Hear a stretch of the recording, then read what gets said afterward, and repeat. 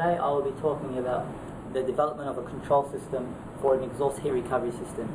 Exhaust heat recovery systems are used to reduce fuel consumption, emissions and engine wear.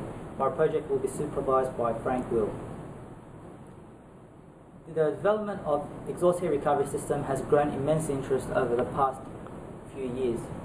The reason why this has become an important issue is because many car manufacturers are looking at different ways to improve their vehicle emissions and also their fuel consumption as regulations are enforced. The internal combustion engine is only about 20 to 30% efficient. That's why many different methods have been already used. But a new potential system that could be used is the exhaust heat recovery system. So this uses the exhaust heat gas and improves the vehicle efficiency by channeling it through for different applications. So the control system design must control two valves depending on the engine operating conditions, and it also must be reliable and safe during optimization. Over 7 is the exhaust heat recovery system that will be utilized for the development of the control system. So over 7 it increases the oil flow rate and the heat transfer between the cylinder head and the engine oil. So it pumps the oil from the top of the cylinder head, takes it to the heat exchanger, and then gets pumped into the oil filter and finally into the oil sump. So this will improve the economy and also reduce the friction within the engine. So here is a diagram of the oil temperatures of the engine during different time intervals. So you can see here that the oil temperatures is much higher with the exhaust heat recovery system on.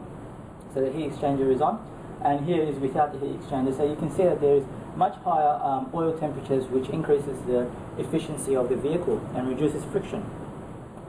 Here is a flowchart diagram of the entire process. So you can see that it comes from the cylinder head, and then it goes into the heat exchanger, and then from the heat exchanger gets back into the oil filter, and then finally into the oil sump. So here's a diagram of the system implemented on a different vehicle. So this is the bypass system. So here is the manual valve that needs to be controlled electronically, and then it goes to the heat exchanger, and then it comes back and it goes back into the oil sump. The objectives of this project are several that need to be accomplished. These involve the development of the control strategy algorithms, the proposal and the selection of the controller, also the integration into the vehicle's CAN network, which is a control area network, and also simulation and optimization, and then finally implementation and testing of the vehicle in a real vehicle.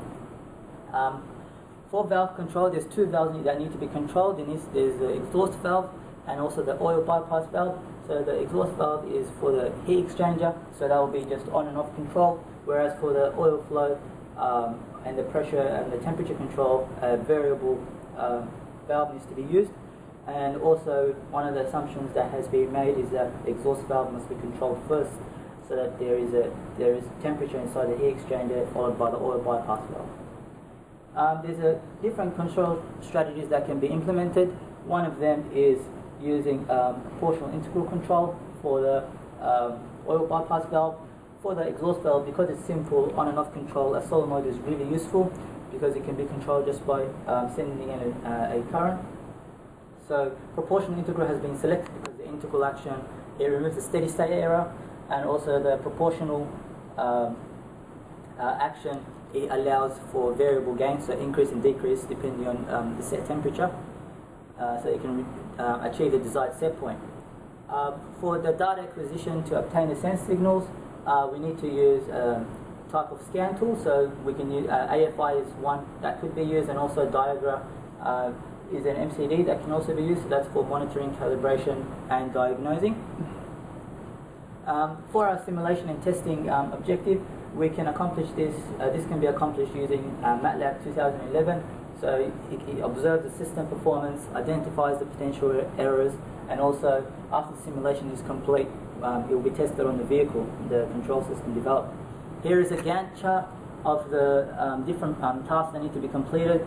So this is showing the proposed plan and how it will be achieved using different tasks.